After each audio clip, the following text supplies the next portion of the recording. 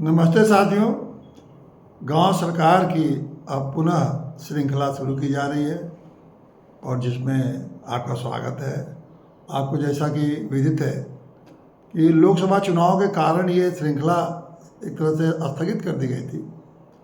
आखिरी श्रृंखला थी 158 ईंधन व चारा, और उसके बाद ये हुआ था कि लोकसभा चुनाव जब समाप्त हो जाएगा तो उसके बाद पुनः इस श्रृंखला को आगे बढ़ाया जाएगा। जैसा कि इस श्रृंखला में ये ग्राम पंडितों के बारे में चर्चा हो रही है, और इस ग्राम पंडित में आप जैसे जानते हैं कि हम लोगों का कहना यही है कि संविधान के अनुसूची 11 में जो 29 विभाग हैं उसमें हर विभाग के लिए एक एक ग्राम पंडित होना चाहिए।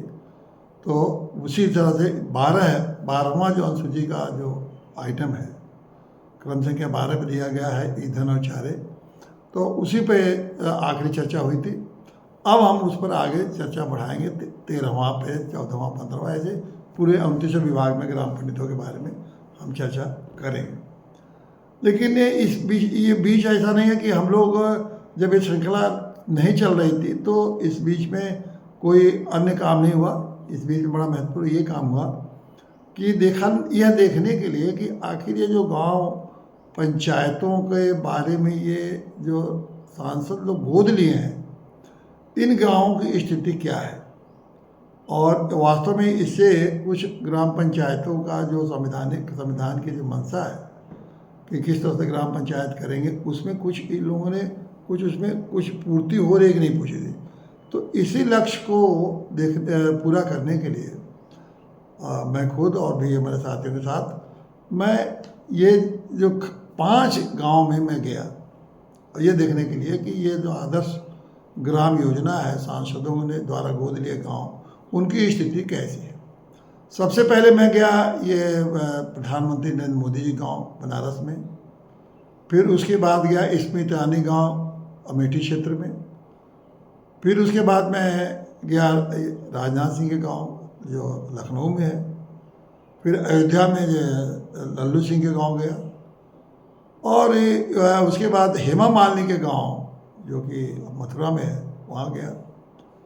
और ये 5 गांवों का जो स्थिति मैंने देखा, जो आदर्श गांव के रूप में इन सांसदों ने विकसित किया था, वो समझ लीजिए कि मैं यही कहूँगा कि जो संवैधानिक मंशा है, जो संविधान के ग्राम पंचायतों की जो मंशा है कि किस तरह से ग्राम पंचायतें विकसित होंगी, उसका लक्ष्य बिल्कुल ही नहीं पूरा हुआ है। और ये सारे गाँव का जो मैं खुद गया था, उसका सारा वीडियो गांव सरकार के 158 के बाद अगर आप जो अन्य कड़ियों को देखेंगे तो उसमें सारे गाँव का वीडियो लोड है, और उसको आप जाके YouTube पर देख सकते हैं कि इन गाँवों की क्या स्थिति है। तो मेरे हिसाब से बड़ी दयनीय स्थिति तो है ही है, लेकिन जो संविधान का जो मंशा है कि गाँव को इंस्टीट्यूशन ऑफ सेल्फ गवर्नमेंट मतलब स्वशासी गाँव बनाना है और अपने ढंग से गाँव वाले अपने गाँव का विकास करें, उसका तो बिल्कुल रंच मात्र भी आप ये कहिए कि उस दिशा में उसको आप कुछ भी काम नहीं हुआ है जिस तरह से संवैधानिक मंशा है। अभी तो वही है कि जो इन लोगों ने कहीं सड़क ठीक करा दी, कहीं कोई बिल्डिंग, देखिए बड़ा आसान है, जब मैं इस श्रृंखला में बार बार कह चुका हूँ, ये बड़ा आसान है कि ठेकेदार को दीजिए जाइए एक बिल्डिंग बना दो, ठेकेदार को दीजिए जाके सड़क बना दें, ठेकेदार को दीजिए कि कोई और कुछ कर दे, इतना आसान काम है, वो ये सब सांसद तो करते हैं। यह संविधान की अगर ये मंशा रहती तो ये बेमतलब ग्राम पंचायत बनाने की ज़रूरत क्या रहती। वो तो यही ठेकेदारों से बनवाते रहते, जैसा पूरे देश में ठेकेदारों से काम होता रहता है। ये कौन सी बड़ी बात है, बड़ी बड़ी सड़कें सरकार बना दी, वैसे गांव में भी बना दी। सर ये संविधान की मंशा नहीं है। संविधान की ये मंशा है कि गांव के लोग अपने 29 विभाग हैं उसके बारे में अपनी ज़रूरतों के अनुरूप जो विकास करना हो उस विकास का निर्णय लें, और उसके अपने संसाधनों और अपने ढंग और प्राकृतिक तो ये वो अपनी परंपराएं, अपनी प्रकृति, उनका अपना सोच, ये सब मिला जुला के एक गाँव को अपने ढंग से और अपने स्वरूप में उसको विकसित करें, ये मंशा है। तो ऐसा मंशा तो कहीं किसी गांव में दिखा नहीं। वो एक ठेकेदारी वाला ये काम हुआ जो थोड़ा बहुत तो भी ज़्यादा नहीं, ठेकेदारी वाला काम करा के जो सांसद अपने को कहते हैं कि हमने आदर्श गाँव बना। ये जो ठेकेदारी का जो प्रवृत्ति है, इसी से कि गाँव को निकालना है, और ये अफसर जब तक रहेंगे और नेता रहेंगे, गांव ठेकेदारी से बाहर नहीं आ पाएंगे। ये निश्चित जाने। और जब तक ठेकेदार रहेंगे तब तक कितना भी आप गांव में करिए, ठेकेदार उस गांव को लूटते ही रहेंगे। गांव तो अपने ढंग से विकसित होने का सवाल ही नहीं होता है। जिस गांव को हम लोग पुनर्जीवित करना चाहते हैं, इसकी तो हत्या ही कर देंगे। जैसे मैंने कहा कि गांव को लूट लेंगे, गांव की हत्या कर देंगे। जैसे कि पहले की कड़ियों में मैंने कहा कि किस तरह गांव को वो लूट रहे हैं, किस तरह से गांव की हत्या कर रहे हैं। तो अब उन पुरानी बातों में हम नहीं जा रहे हैं, अब हम नई कड़ी में आगे बढ़ रहे हैं। और आज का जो विषय है कि गांव पंडित का, कि हर विभाग में एक एक ग्राम पंडित हों। और मैं बता चुका हूँ कि ग्राम पंडित का मतलब ये है कि जो उस विषय के जानकार हों। और ग्राम पंचायतें एक एक विभाग के लिए पंडित नियुक्त करेंगी, उनको प्रशिक्षण दिलाएंगे। और प्रशिक्षण दिला के उन गाँवों को इस तरह से एक आदमी ऐसा होना चाहिए कि उस विषय की जानकारी हो, और ताकि जब भी उस विभाग के बारे में कोई काम करना हो तो उसकी राय मशवरा करके और गांव वाले आगे बढ़ सकें। ये देखिए, जो गांव की जो दुर्दशा हो रही है ना, या दुर्दशा हो चुकी है, मैं तो बार बार कहूँगा, गांव की बड़ी तेज़ी से हत्या हो रही है। उनका एक तरह से हत्या का मतलब विनाश, या ये नहीं कि कोई आदमी तो है नहीं, उसका विनाश हो रहा है।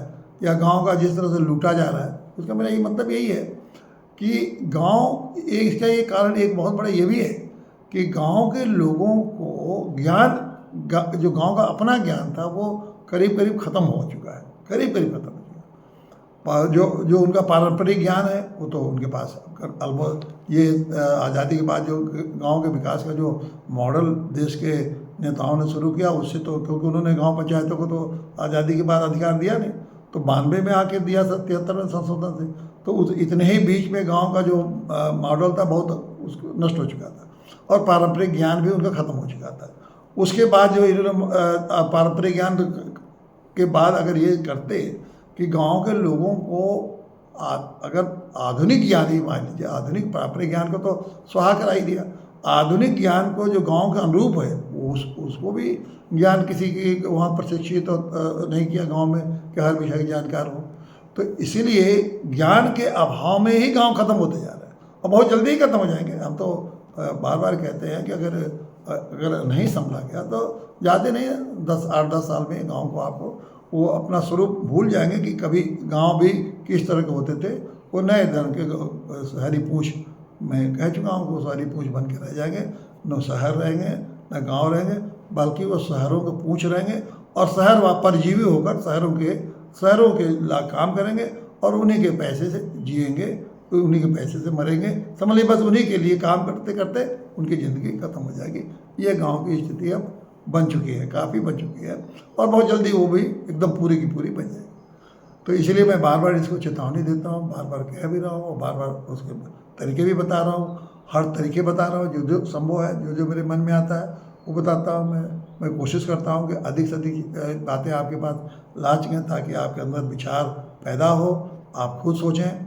लेकिन हमको लगता है कि अभी हमको बहुत ही कम सफलता मिली है, लेकिन फिर भी हमारी कोशिश जारी रहेगी।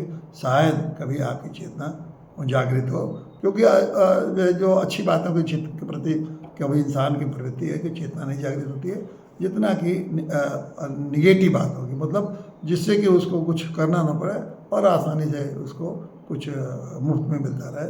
तो ये उसकी प्रवृत्ति है, इंसान की फितरत है, उस पर हम कुछ नहीं कहेंगे। अब आज इसलिए कि अब आज की जो कड़ी है वो 12 कड़ी हो चुका, और अनुसूची में जो 11वीं अनुसूची में जो 12 विषय है उसका हो चुका है। और सड़क पुलिया मैंने बता दिया, वो ईंधन और चारा। आज 13वां जो विषय है उसमें वो है सड़क, पुलिया, पुल, फेरी, जल मार्ग और अन्य संचार साधन। अब देखिए ये विषय कितना सामान लगता है कि कोई ख़ास बात तो नहीं है इसमें से, लेकिन ये आप बताइए कि गांव के लोगों को ये क्यों विषय दिया गया। सड़क तो पीडब्ल्यूडी बनाती है, पुलिया बनाती है सरकार, गांव के लोग तो पुलिया बनाते नहीं हैं। ये और बड़े जल मार्ग से क्या लेना देना है उनका, और अन्य संचार के साधन ये गाँव के लेना देना है। फिर भी ये विषय रखा गया कि ग्राम पंचायतों के अधिकार में 13वें विषय के रूप में, जो 29 में रखा गया 13वें विषय के रूप में क्यों रखा गया। संविधान निर्माता तो कोई संविधान में जिन लोगों ने दिया वो तो बहुत ही चिंतन और विचार के बाद रखेंगे। संविधान में कुछ चीज़ें सामान्य रूप से तो आ नहीं जाती। अब आप ही सोचिए इतनी बात महत्व, ये बातें क्यों इतने महत्व दिया गया, इसके बारे में आपने कभी सोचा? जब इतने विभाग हैं बनाने वाले तो क्यों गांव को इस विभाग को दिया? इतने महत्वपूर्ण है ये गांव के लिए, इस पर मैं आप चाहता हूँ कि थोड़ा विचार करिए। और ये महत्वपूर्ण क्यों है उसको मैं बताता हूँ। देखिए, गांव का जो भारतीय गांव है वो मुख्य रूप से कृषि क्षेत्र है। वहाँ कृषि का कार्य होता है, कृषि के साथ और कार्य होता है, लेकिन मुख्य रूप से कृषि होता है। अब आप जाते हैं कृषि मतलब खेत, और खेतों में वो अन्न उत्पादन होता है, और उसके लिए जल की व्यवस्था होती है, उसके लिए पर्यावरण भी होना चाहिए। अगर जो जल की व्यवस्था के साथ साथ आसपास का पर्यावरण भी होना चाहिए कि वहाँ इस तरह के ये कृषि कार्य में कोई बाधा ना हो, मतलब फलों के उत्पादन में कोई बाधा ना हो। वहाँ आसपास के किस तरह से पेड़ लगना चाहिए, किस तरह के बगीचे खड़े होना चाहिए, ये खेतों के किनारे कौन से पेड़ लगना चाहिए ताकि वो छाया ना पड़े, उनकी पत्तियाँ खेतों को ना बर्बाद करें। ये बहुत सारी चीज़ें हैं जो कि फसलों के अनुरूप जल और पेड़ और पौधे, वनस्पतियाँ, पर्यावरण, ये सारे होने चाहिए। अब मान लीजिए ये पुल है, उदाहरण के लिए मैं पुल लेता हूँ, अगर सड़कें लेता हूँ। अगर आपने यातायात के बहुत जोर है कि साहब सभी चाहते हैं गाँव में सड़क निकल आए, हर गांव के लोग चाहते हैं कि हमारे गांव में सड़क हो जाए, वो भी पक्की सड़क हो जाए, सीमेंट की सड़क हो जाए, ये मांग है। बिना सोचे समझे, क्योंकि उनको अपने मोटरसाइकिल तो कार से आना है, बिना ये सोचे समझे कि इस गांव के खेती को वो कितना प्रभावित करेगा, सबकी यही मांग है। अपनी मोटरसाइकिल और अपना कार, अपना ये कि शहर में है ये सुविधा है, तो हमारे गाँव में भी सुविधा होना चाहिए। तो इसके अब ये आपने एक गाँव में सड़क इनके गाँव वालों के कहने पर आपने बना दिया, फिर जाके ठेकेदार का सड़क बना दिया, ठेकेदार से तो खाली सड़क से मतलब है। अब पूरे गांव को एक सड़क ऊंचा बना दिया, 2 गांव में बांट दिया। अब ये बताइए, अगर सड़क को बीचों बीच में से अगर आपने निकाल दिया और पूरे गांव के खेतों को 2 भागों में बांट दिया, और क्या स्थिति होगी? स्थिति ये होगी कि पानी का बहाव इस इधर का उधर नहीं होगा, और जल भरा होगा, और जितनी भी फसल आप लगाएंगे उसको बर्बाद होना ही है। और तो पुलिया सड़क बना के चला गया, उससे क्या मतलब? उसको तो पुलिया बनाने की आदत है, ठेका लिया था, आधा तिहा पैसा लगा के बना दिया, चला गया। अब आप उसके बाद अब आप कह रहे हैं कि ये देखिए साहब, ये तो हमारा खेती खत्म हो रही। उस समय तो आपने उसको, आपके पास किसी ने रोका नहीं, टोका नहीं, कोई योजना थी नहीं आपके पास, गाँव वालों के पास। उसने ठेकेदार आया और एक PWD का कोई जूनियर इंजीनियर टाइप का आदमी गया होगा, एक नक्शा बना दिया, सड़क बन गई, खत्म हो गया। अब उसी तरह से पुलिया की बात है। अब उस सड़क में कहाँ पुलिया बननी है, कहाँ से ज़्यादा पानी का बहाव है, उसने अपना बैठ के वही जूनियर जेई बैठ के अपना 2 सालों से पूछा, भाई कहाँ पुलिया बनना चाहिए, किसी ने कहीं कह दिया, कहीं किसी ने। अब वो जहाँ पुलिया बना दिया, उस पुलिया से पानी निकलती नहीं है, और जहाँ असली जल भराव था वहाँ पुलिया है नहीं। तीसरी बात देखिए, फिर उसने जब सड़क बनाया तो पुलिया बनाने के लिए सड़क को ऊंचा कर दिया, सब होता ही है, जहाँ पुलिया बना खूब ऊंचा हो जाता है। अब उसकी ऊंचाई के नाते वहाँ क्या हो गया, पानी के जितने बहाव थे वो ऊंचाई के नाते सड़क पार करके भी नहीं बह सकते हैं, ये भी एक समस्या होगी। तो सड़क भी इतनी ऊंची हो गई कि उसको बहाव से बाहर निकल नहीं सकते। अब पूरे गांव जो अच्छा खासा प्राकृतिक रूप से पानी आते था, पानी में खेतों में जाता था, फिर समय के साथ पानी अपना रास्ता पकड़ के निकल जाता था, और गांव की खेती कहीं भी प्रभावित नहीं होती थी। उस एक सड़क के आपकी शहर बनने की इच्छा ने, एक सड़क के बिना आपके अज्ञानता के नाते एक मामूली जेई जो कि मतलब हाई स्कूल पास रहता है, 2-3 साल का पढ़ाई कर लेता है, उसके नक्शे पर आपके गांव में सड़क बन गई, और पूरे गांव की आने वाली पीढ़ियों के लिए पूरा गांव बर्बाद हो गया। फसल जो चौपट होगा आगा, और रोजी रोटी ख़त्म होगा। उसके बाद गाँव वालों के पास रोजी रोटी ख़त्म, तो शहर में भागना, और शहर में 10,000 रुपये के छोटे मोटे धंधे करके नारकी जीवन जीना, यही गाँव वालों के भाग में बचा रह गया। अब ये बात तो कोई न कोई आप विशेषज्ञ गांव के पंचायतों के पास अगर अपना विशेषज्ञ रहता तो समझता, देखता, राय लेता, गांव की बैठक करता, सड़क कैसे बननी है, कहाँ बननी है, सारी व्यवस्थाएं वो बताता। यही ग्राम पंडित का काम है। अगर ग्राम पंडित सड़क पुल ये सब रहता तो वो कोई भी काम वहाँ सड़क के संबंध में कोई काम करने वाला होता तो वो पहले उसे गांव के लोगों को बताता, गांव के लोगों को समझाता, गांव के लोग बैठते, तब जब निर्णय लेता तो उस हिसाब से सड़क बनता। अब ये तो आपने उसी तरह से जो छोटे छोटे नहरें गांव में निकलती है, जलमार्ग कि खेतों में, इस खेत से उस खेत में पता जैसे मान ली कहीं नहर जा रही है तो नहरों से गांव को जोड़ा जाता है, छोटे छोटे नाले बना के सिंचाई के लिए, उसकी भी यही स्थिति है। कहीं समझ में जलमार्ग कितना बनना है, कितना गहरा है, किस रास्ते से बनना है, पुराने जलमार्ग को ही नया जलमार्ग के रूप में देना है, नहीं, अपना खेत खो दिया, पानी जलमार्ग जा रहा है, आगे बढ़ नहीं रहा, वही गाँव का पानी उसका 2-4 खेतों में बह के वहीं रुक जा रहा है, गाँव वालों को नुकसान हो रहा है, गाँव वाले चिल्ला रहे हैं, उनको कोई सुनने वाला नहीं है और उनकी उस साल की फसल भी ख़त्म हो जाती है। इस तरह से अगर आप देखें तो इसीलिए गांव वालों को कहा कि इन्होंने कि जो संविधान निर्माता होते कहा भाई ये तो चीज़ गांव का अपना है और गांव वाले चाहेंगे कहाँ जलमार्ग बनना है, कहाँ पुलिया बनना है, कहाँ सड़क बनना है, या कोई भी संचार का साधन कैसे उसको गांव में चलाना है, कैसे ये गांव वाले ही अपनी बुद्धिमत्ता से, अपनी समझ से उसको बनाएं। अगर ऐसा नहीं करेंगे तो इसका यही मतलब है कि उस गांव को, चाहे उसको हत्या कहिए, उसको बर्बाद करना कहिए या उसको विनाश करना कहिए, जो भी कहिए उसका विनाश होना ही होना है। ये है ग्राम पंडितों का महत्व।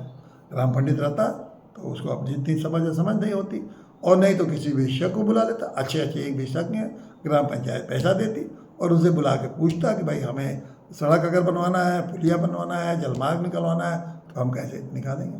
उसी तरह पेड़ों के, खेत के किनारे कोई पेड़ थोड़ी लगा सकते, जो पेड़ चाहिए आपसे किसी ने मान ली आम का पेड़ लगा दिया, अब खेत के किनारे आम का पेड़ लगाएंगे तो अगल बगल की फसल तो चौपट होनी ही होनी है।